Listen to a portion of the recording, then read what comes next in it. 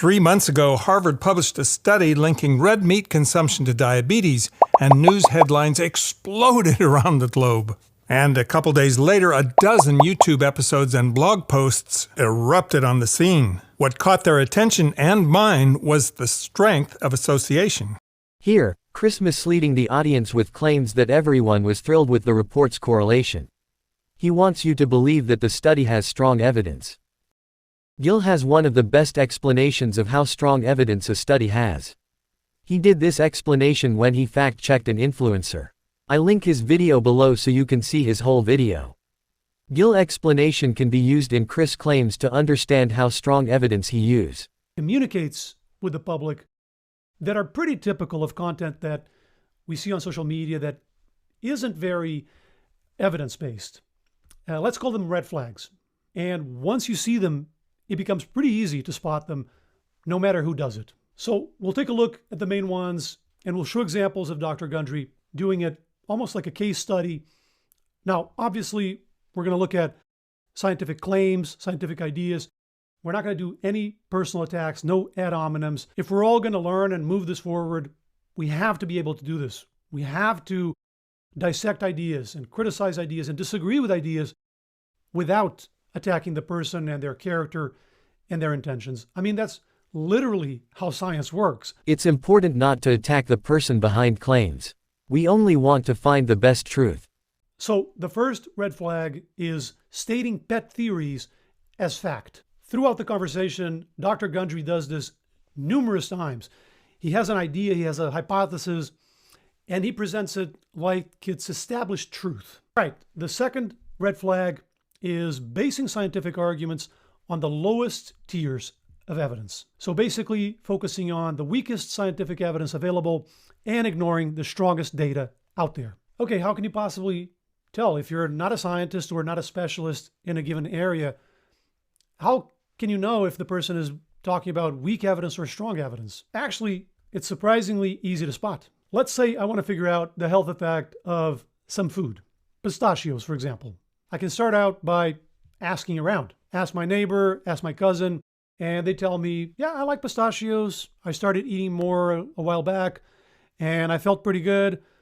I think I lost some weight around that time, and I had this thing on my back and it went away. This type of anecdotal accounts are interesting. They're not useless, but the level of confidence in terms of cause and effect is very low. None of the changes are properly documented. There are many variables. Lots of other things happen at the same time. There's no control group. There's something called the placebo effect. When we expect something to be good or bad, we tend to feel accordingly, and we tend to psychologically attribute those feelings to the new practice. So there's just a lot of moving parts to anecdotes. Okay, so we go up a level and we go into the lab and we actually run a controlled scientific experiment. We give pistachios to rats in cages, for example, or we take a nutrient from the pistachios, we concentrate it, and we give it to the rats, and we watch what happens to their health. This type of lab experiment, sometimes referred to as mechanistic data, also includes things like test tube data, cell culture data. They're interesting. They're actually really important. They're an important part of the body of evidence. It's just a big leap from that to the effect in humans. I think everybody understands that. So we go another level up and we're looking at humans, and it's a proper documented scientific report. We find a population somewhere in an island that consumes a lot of pistachios, 3 or 4 times more than the average New Yorker. And we compare the health of the two populations. This is called ecological data. Another example are the blue zones that Dr. Gundry brought up. Really interesting, fascinating actually. Again, very low level of confidence in terms of cause and effect of the pistachios specifically, because there's 1,000 variables. Genetics are completely different, pollution, junk food intake, physical activity, literally 1,000 variables. All right, so we go up another level. We're almost done. We look at a population of people living in the same region. So we have much more homogeneity than our island to New Yorker comparison. And within that population, we look at the people who eat the most pistachios and the people who eat the least. So we have a reference, and then we follow them over time for years and years. So it's a prospective study. And we document all their outcomes. We actually get blood work and we have doctors following them and registering everything, who gets a heart attack, who gets cancer, who gets diabetes, who dies, etc. And also if there's any other differences between these people, if one of the groups smokes more or exercises less, we include all those factors in our analysis. So we try to minimize all those other variables. We try to isolate as much as possible this pistachio intake variable that we're interested in.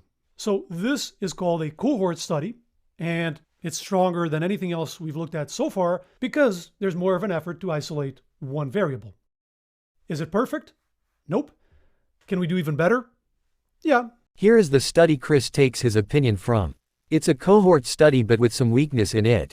The people in the study give their own statements to the researchers. Here comes a lot of wrong input in the study. For these reasons, the study is weak. Chris could try to look more skeptical to this study instead of taking it as the final truth. Take a group of people, split them randomly, give pistachios to half of them, follow them over time, see what happens to their health. That's called a randomized trial, and all else held equal, it's stronger than anything so far because the randomization does a better job of averaging out all the other differences other than the pistachios. So this idea is what we call the hierarchy of evidence. Obviously, I'm simplifying here. There's more rungs to this. You can have a randomized trial that's poorly designed, and so we give it less weight. So it's not cookie cutter, but just this concept that scientific studies aren't all created equal. A study in rats in cages or in a test tube versus a randomized trial in humans or a meta-analysis of 20 randomized trials in humans. Yeah, technically they're all studies, but scientifically it's night and day. Neither one is perfect, neither one is useless, none of these exaggerations, but there's a monumental difference in terms of the confidence level that they afford. So this is our second red flag, and this is so crucial. If you understand this, it will clarify so much of the confusing content out there.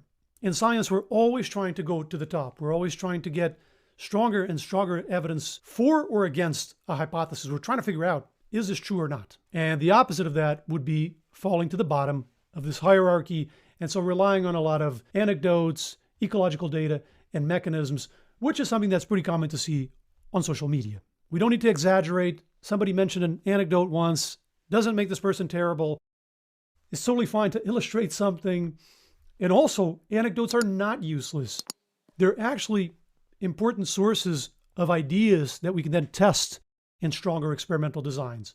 So the problem is just avoiding these overarching confident claims based on evidence that doesn't justify it. Every news article I could find was positive about the study, and every YouTube episode and blog post I found was wildly negative. I believe there is a good reason for people to react to this study. The audience can have difficulty understanding what is strong or weak evidence.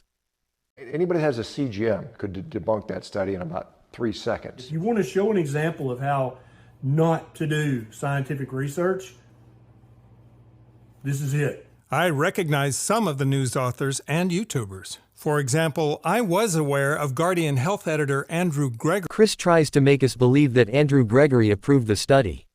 We can read that Andrew just reports that the experts claim the results.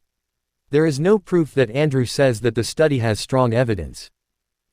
Zoe Harcum's blog was even more of a shock to me than Nina's. It led with the line, "This makes no sense from the outset, as diabetes is a glucose handling issue and meat contains no glucose." That's a very intuitive idea, and probably most consumers believe that. But data has a way of disproving our intuition. I think the most reliable insight about diabetes comes from actual diabetes researchers who collect solid data.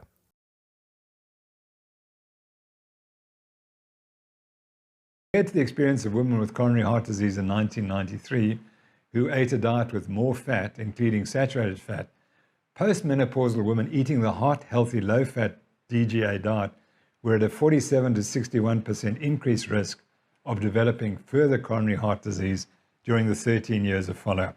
That's what the Women's Health Initiative study shows, and that's what should have been reported. Postmenopausal women with hypertension but without coronary heart disease in 1993 received neither benefit nor harm from eating the heart-healthy DGA diet, whereas postmenopausal women with neither hypertension nor coronary heart disease in 1993 received some benefit from eating the heart-healthy diet, but at a cost of an increased risk of stroke. So there was some benefit, but it was marginal. The percentage use of statins was equivalent in postmenopausal women with coronary heart disease, whether they were randomized to either diet, and the finding that risk of future CHD events was greater in the group receiving the DGA diet suggests that statin use didn't lessen the increased risk for future coronary heart disease events associated with eating the heart-healthy DGA diet. But do remember that women with taking statins were at increased risk of developing diabetes. And the most important practical finding of this study was that only those postmenopausal women who are the healthiest, because they have neither coronary heart disease nor hypertension, can be reassured that eating the heart-healthy diet will not cause long-term cardiovascular harm and may be of some benefit. And I would argue that the postmenopausal women who are the healthiest are the ones who are not insulin resistant at the time the study trialed. So these were the absolutely healthiest people who were never going to get insulin resistance and diabetes and heart disease. In January this year, a study came out which really puts the whole thing in perspective, and that's called the Women's Health Study. And this was a study involving 39,000 apparently healthy US women who were aged at least 45 years in 1992, and they were randomized either to receive vitamin E or placebo, or aspirin or placebo, and they were followed for an average of 10 years. And the primary outcomes of the study were the first major cardiovascular events and total invasive cancer. And what they found was that vitamin E and placebo made no difference, really. There was no real evidence of benefit. But fortunately, they dissolved the study into a prospective study. So they followed these women, and then they said, right, what of all these things that we measured could predict what the outcome would be? And the beauty was that they studied more than 50 risk factors, particularly for future coronary heart disease. So it's a fabulous study which came out of what was ultimately originally a negative finding. So the group was followed prospectively for a further 11.3 years to measure biological predictors of future risk for the development of coronary heart disease. And this is the paper that came out in January this year, the Association of Lipid, Inflammatory and Metabolic Biomarkers with Age of Onset for Incident Coronary Heart Disease in Women. So what they're reporting is what were the risk factors that predicted the development of coronary heart disease. And this is the slide that is mind-blowing, because this finally puts it all in perspective. And what you see is that these are the hazard ratios or the relative risk ratios. And you can see right out in front, type 2 diabetes by a mile, hazard ratio of 10,7, which is enormous. What's the second one? Metabolic syndrome. What's the third? Hypertension. What's the fourth? Obesity. And what are those all markers of? Insulin resistance, insulin resistance, insulin resistance. And when they looked at the blood biomarkers, there's a variable called the lipoprotein insulin resistance, and that was the single factor in the blood that predicted risk. Where did LDL cholesterol come in? Well, it's still running. It hasn't finished the race because it's so slow and so far behind. And you can see the hazard ratio is 1,38, which is meaningless. So what's really interesting is that the Rousseau hypothesis has been disproved by this study. His hypothesis, remember the debate we had, was that LDL cholesterol predicts heart disease risk? It doesn't. What was my hypothesis? Was that diabetes does? And unfortunately, for the Women's Health Initiative, that was what the finding was. So the Women's Health Study establishes that type 2 diabetes mellitus is the single most important risk factor for the development of future coronary heart disease. There it is. It closes the case. We don't need to discuss this any further. And the most important biochemical markers are those of insulin resistance, most especially the lipoprotein insulin resistance score. LDL cholesterol is of little predictive value. So what does that mean for the Women's Health Initiative study? Well, the Women's Health Initiative was a $700 million investment, the goal of which was to prove the diet, heart, and lipid hypotheses. Instead, it proved that the low-fat, heart-healthy diet harms the health of those with pre-existing heart disease. Whereas the Women's Health Study shows that the best predictor of future coronary heart disease is type 2 diabetes, not the blood cholesterol concentration. So the most credible interpretation of the Women's Health Initiative is that the low-fat, heart-healthy diet promotes coronary heart disease in those with pre-existing coronary heart disease because they have insulin resistance or type 2 diabetes. And therefore, my conclusion is that according to the principle of first do no harm, it's no longer ethical to prescribe the low-fat, heart-healthy diet to those with insulin resistance or type 2 diabetes. That's what the study shows. And we know that there's so much other evidence corroborating this finding. But we now know that the most expensive diet study proved it's unethical to promote a low-fat diet for people with coronary heart disease.